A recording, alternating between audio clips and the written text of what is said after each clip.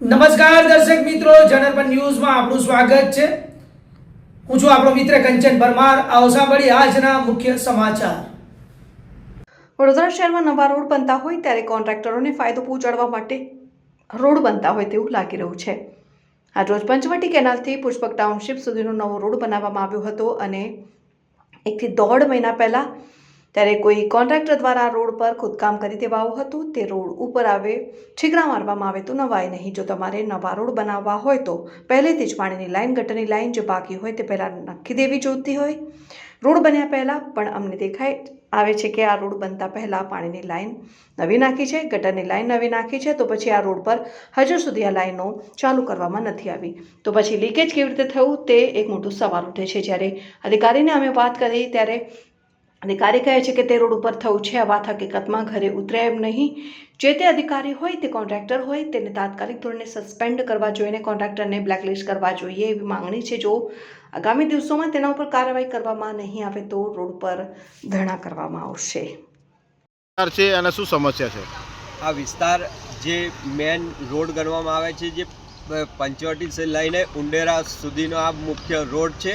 જે આ રોડ જે આગામી દિવસ હજુ 1 મહિના પહેલાં 1 થી 1.5 મહિના પહેલાં આ રોડ બનાવવામાં આવે છે। આ રોડ બનાવવામાં કરોડો રૂપિયાનો આ વિકાસિત રોડ છે, પણ આ રોડ જે ધારાસભ્યની ગ્રાન્ટમાંથી બનાવવામાં આવ્યો છે, પણ એવું દેખાય છે કે આ રોડ હજુ બનાયા હજુ મહિનો કે 1.5 મહિનો થયો છે। એના પહેલાં જ આ રોડ જે કોઈ કોન્ટ્રાક્ટર દ્વારા આ ખોદી નાખવામાં આવ્યું છે, પણ ખોદી નાખવામાં શાના માટે આવ્યું? તમારે જ્યારે રોડ બનાવવો હતો તો પહેલે ગટરની લાઈન નાખવાની હતી, યા પાણીની લાઈન નાખવાની હતી, યા ગેસની હતો કે ગેસની લાઈન નાખવાની હતી, પણ આ વડોદરા મહાનગરપાલિકાના જે જવાબદાર અધિકારીઓ છે તે આ કોન્ટ્રાક્ટરોની મિલીભગતના લીધે જ આ અધિકારીઓને લીધે આપણા આ કરોડોના રોડ વેડફાઈ રહ્યા છે। જ્યારે જો તમારે રોડ ના જ બનાવવા હોય, આવા ઠીકડા જ મારવા હોય તો કરોડો રૂપિયાના આવા રોડ બનાવવા ના જોઈએ, કેમ કે આ રોડ પાછળ જે પૈસા છે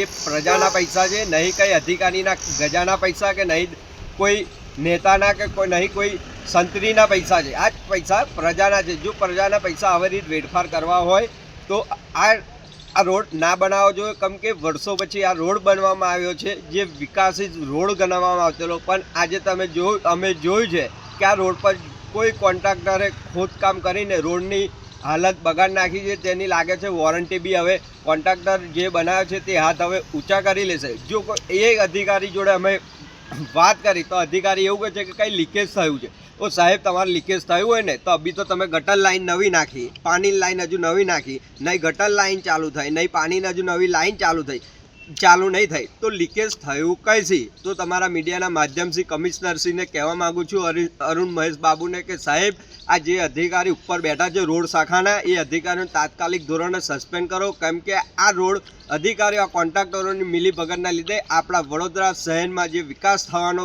ગતિએ થાય છે તે વિકાસ આ જ અધિકારીઓ રોકી રહ્યા છે। જો આગામી દિવસોમાં આ જે તે કોન્ટ્રાક્ટરે ખોદકામ કર્યું તેના પર પગલાં ભરવામાં નહીં આવે તો આગામી દિવસોમાં આ જ રોડ પર અમે ધરણા કરીશું।